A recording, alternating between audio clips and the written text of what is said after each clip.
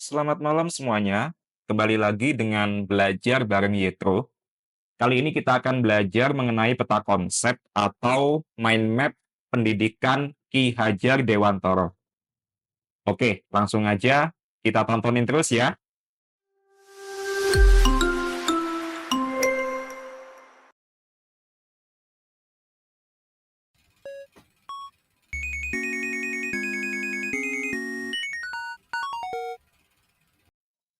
Baik, untuk pendidikan dalam perspektif Ki Hajar Dewantoro itu perkembangannya ada yang pertama adalah kurikulum dan perkembangannya. Yang mana kurikulum tersebut berperan sebagai utamanya adalah sebagai arah pendidikan nasional. Jadi mau kemana program pendidikan nasional ini kita bawa dan output apa yang kita harapkan. Yang mana kurikulum pendidikan nasional di sini kurang lebih itu sudah mengalami pergantian 8 kali, yang mana ada masa-masa transisi tertentu yang akan kita bahas satu persatu. Baik, yang pertama ada kurikulum 1947, lalu 1968, 1975, 1994, sampai kurikulum Merdeka yang kurang lebih antara tahun 2020 atau 2021.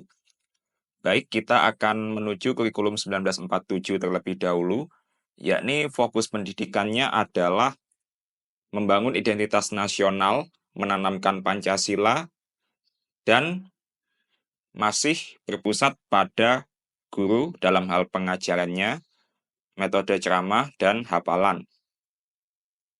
Pelajarannya masih bersifat umum, jadi untuk 1947 ini masih berorientasi pada penanaman nilai-nilai Pancasila, memang hanya fokus kepada nasionalisme. Lalu sebelum kita menuju 1968, sebenarnya ada masa transisi di mana kurikulum ini berganti ke 1952. 52 terlebih dahulu, lalu ke 1964.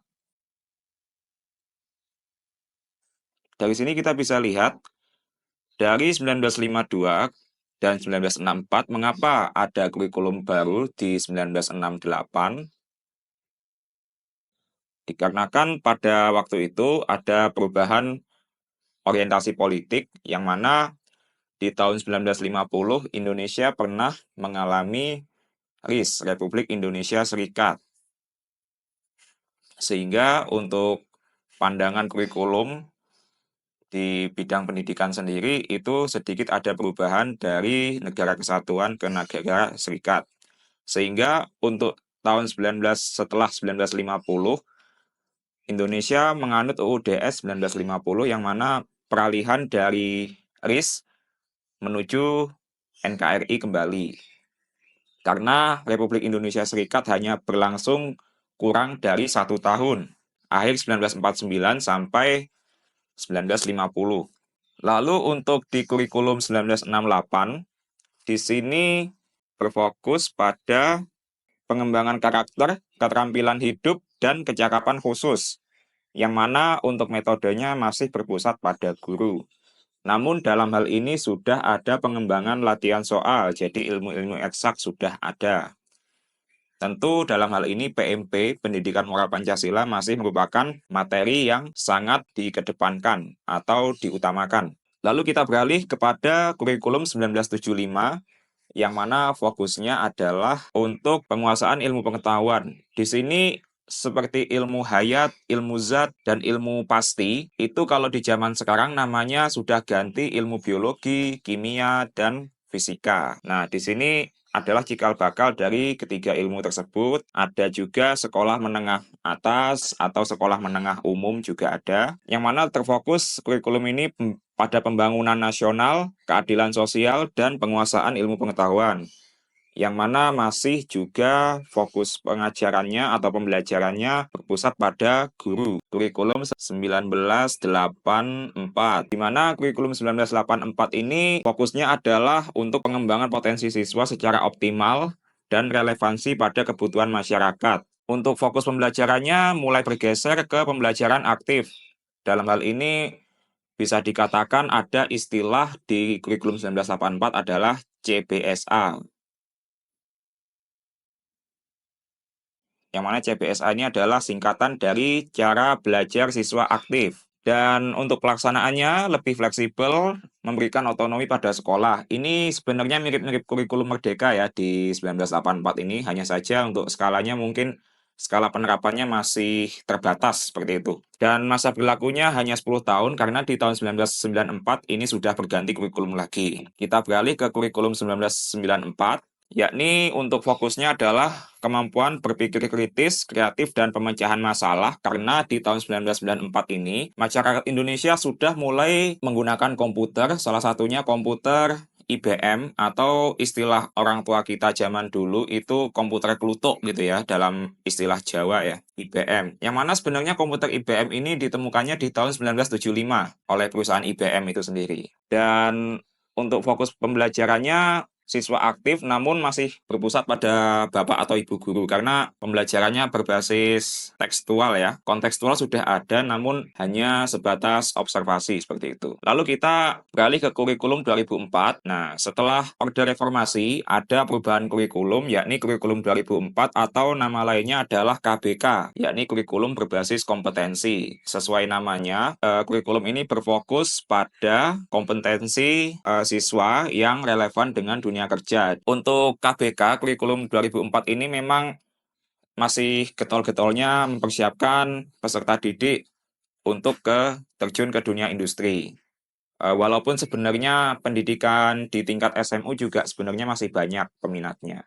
Lalu kita beralih kepada KTSP 2006. KTSP di sini adalah singkatan dari kurikulum tingkat satuan pendidikan yang mana ini sebenarnya juga mirip dengan kurikulum Merdeka yang akan kita bahas. KTSP 2006 ini, kurikulum tingkat satuan pendidikan, itu fokusnya pada kompetensi siswa dan pemahaman nilai-nilai karakter, yang mana pembelajarannya sudah sangat didorong untuk bisa CBSA, yang mana sudah berbasis kompetensi dan sekolah memiliki otonomi atau kekuasaan. Misalnya begini, KTSP ini untuk bab pelajarannya itu sudah ditentukan oleh pemerintah pusat. Namun dalam hal ini untuk urutan pembelajarannya, misalnya sekolah mau mempelajari bab 1, 2, dan seterusnya secara urut, tetapi sekolah dalam hal ini juga boleh untuk sedikit mengacak bab yang akan dipelajari. Lalu kita beralih ke kurikulum 2013 yang mana ini transisi dari Kemdikbud. Saya ingat sekali, Mendikbudnya itu dari Pak Muhammad Nuh ganti ke Bapak Anies Rashid Baswedan. Yang mana 2013 ini sebenarnya saya masih kelas 3 SMP dan sangat nanggung banget untuk pergantian kurikulum KTSP 2006 ke K13 ini. Sehingga saya memakai ini baru di tahun 2014 atau di kelas 1 SMA, sekolah menengah atas. Oke, ini hanya intermezzo ya. Yang mana kurikulum 2013 ini itu fokusnya, nah, untuk pembelajarannya masih CBSA, sangat didorong untuk CBSA, cara belajar siswa aktif, dan ada penambahan kolaboratif, yang mana untuk fokus pembelajaran dan outputnya, yakni untuk pengembangan karakter, kompetensi, dan kemampuan berpikir kritis. Sebenarnya KBK 2004, KTSP 2006, dan kurikulum 2013 ini sebenarnya mirip-mirip untuk fokus output yang diharapkan ya. Namun dalam hal ini pembedanya lagi adalah lebih menekankan pada pendekatan pendidikan karakter dan pembelajaran tematik, sehingga untuk anak SD di kurikulum 2013 ini sudah tidak menggunakan buku paket masing-masing mapel. Jadi untuk anak SD ini bukunya sudah menggunakan tema 1, tema 2, tema 3, dan seterusnya. Yang mana tiap tema itu adalah langsung dikaitkan atau direlevansikan kepada kehidupan sehari-hari siswa SD pada saat itu.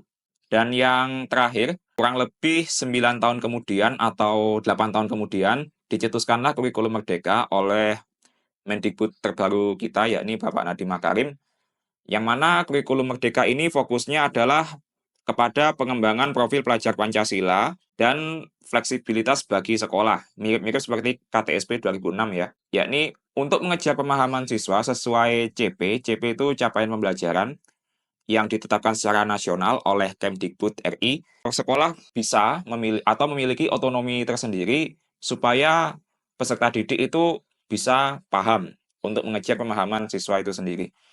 Dan yang mana untuk fokus pembelajarannya di kurikulum Merdeka ini, pembelajarannya terfokus pada pembelajaran terdiferensiasi. Terdiferensiasi maksudnya adalah ada pembeda-pembeda pemahaman antar siswa, sehingga guru harus bisa memberikan treatment yang berbeda pula, supaya siswa bisa memahami pemahaman yang dimaksudkan sesuai CP dan ATP yang sudah ditentukan. Baik, selanjutnya kita beralih kepada konsep penerapan pendidikan dan kaitannya dengan perkembangan filosofi Ki Hajar Dewantara serta filosofi pendidikan yang berkembang di dunia. Yang pertama ada nilai luhur Ki Hajar Dewantara ing Arsa Tulodo, ing Madya Mangunkarso dan Tutmuri Handayani, yang mana ketiganya itu sangat berkaitan. Untuk ing Arsa Tulodo itu jika di depan atau kita sedang di atas, kita harus menjadi panutan atau contoh yang baik. Lalu ing Madya Mangunkarso, jika kita berada di tengah, kita harus turut berpartisipasi aktif dalam membangun semangat positif. Lalu yang ketiga ada Tutmuri Handayani, dalam hal ini kita sebagai siswa atau jika kita posisi di belakang atau di bawah, maka kita sepatutnya mendorong semangat dan harus menjadi semangat itu sendiri. Lalu untuk teori pendidikan yang berkembang di dunia ada idealisme, realisme, pragmatisme, eksistensialisme, dan postmoderate. Untuk idealisme, epistemologinya berfokus pada pengetahuan itu diperoleh dari alasan dan intuisi secara teoritis. Jadi idealisme ini masih mengagungkan atau berorientasi pada nilai-nilai ideal yang seharusnya terjadi.